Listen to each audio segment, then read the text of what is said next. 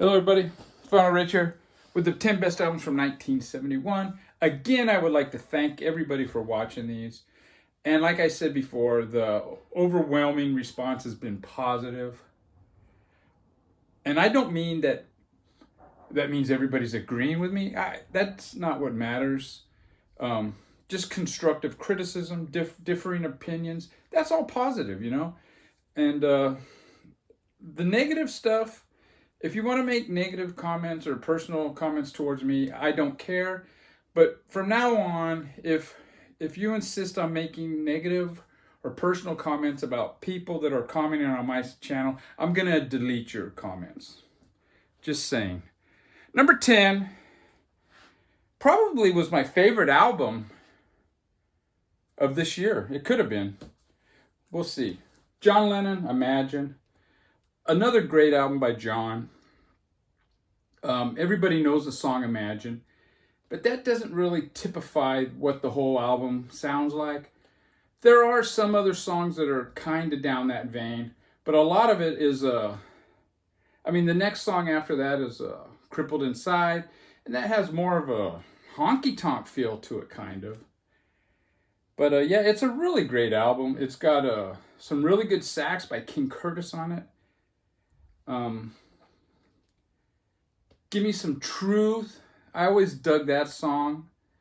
But the best song, I think, on this album is How Do You Feel? I mean, some people have a problem with the lyrics. I personally don't.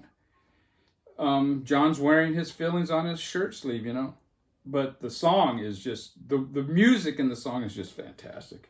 And it's a really great. And this album does have a wanker on it. And what is the name of it? I forget right offhand. Oh My Love.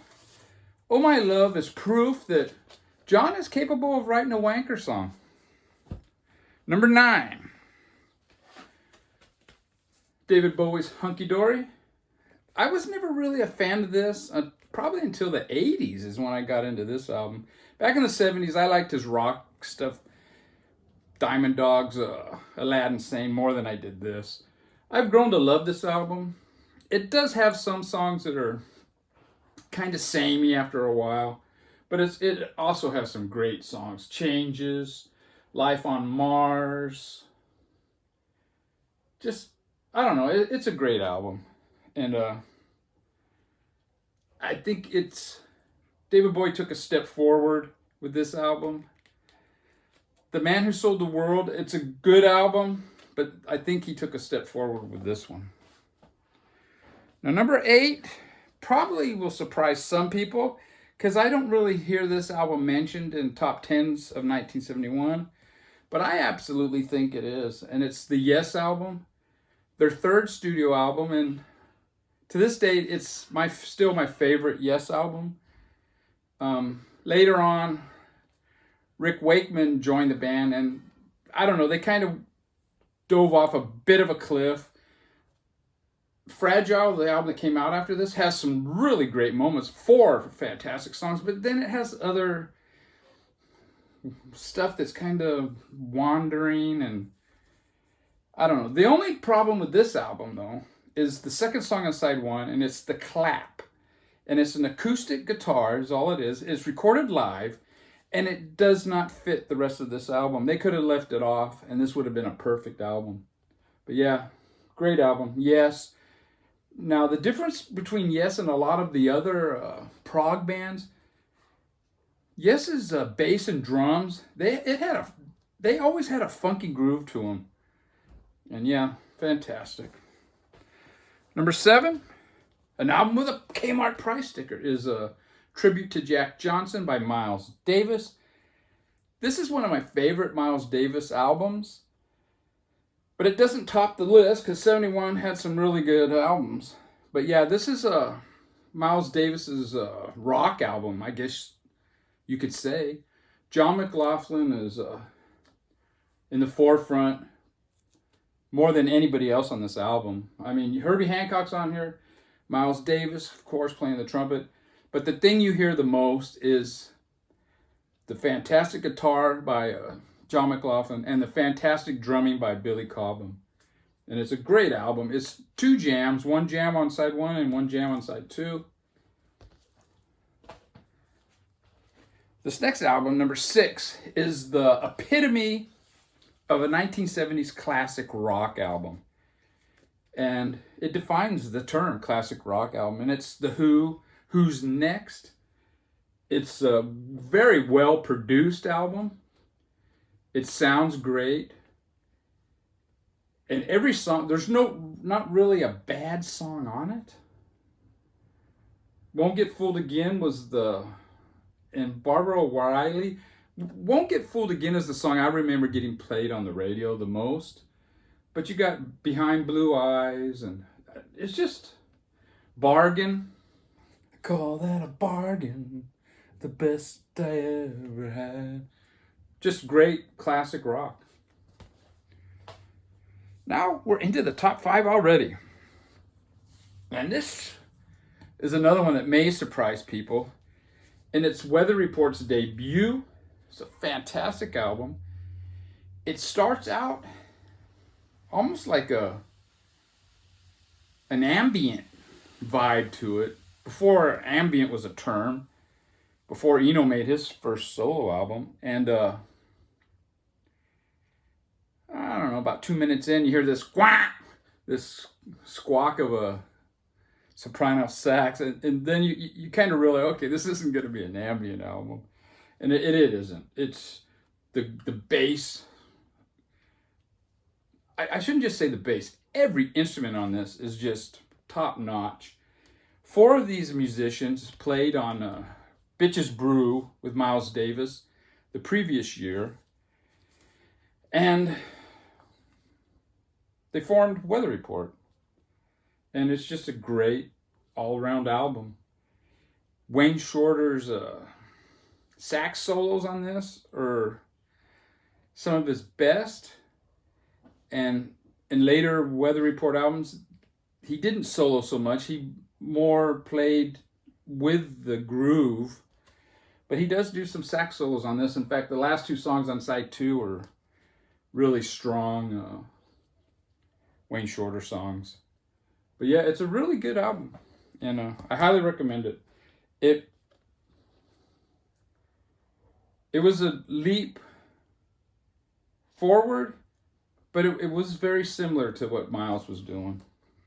And I think this year it was actually better than what Miles did. Number 4, to me, is a perfect rock and roll album.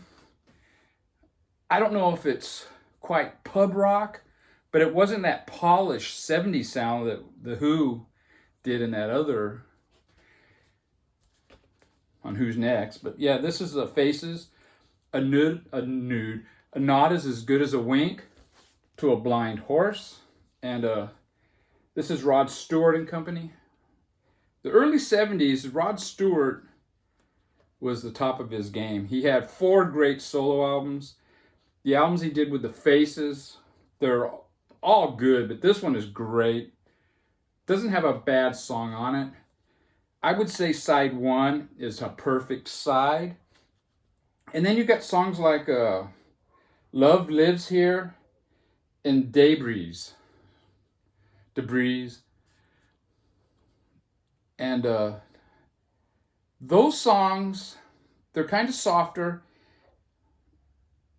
I wouldn't quite call them acoustic, but I think it's what the Rolling Stones were kind of striving for on a lot of their songs on Sticky Fingers. And I think these guys nailed it better than the Stones did. Number 3 is an album unlike any other, and it's Sly and the Family Stone. There's a riot going on, and this is another album with no words or writing on the cover. It's a fantastic album. It's a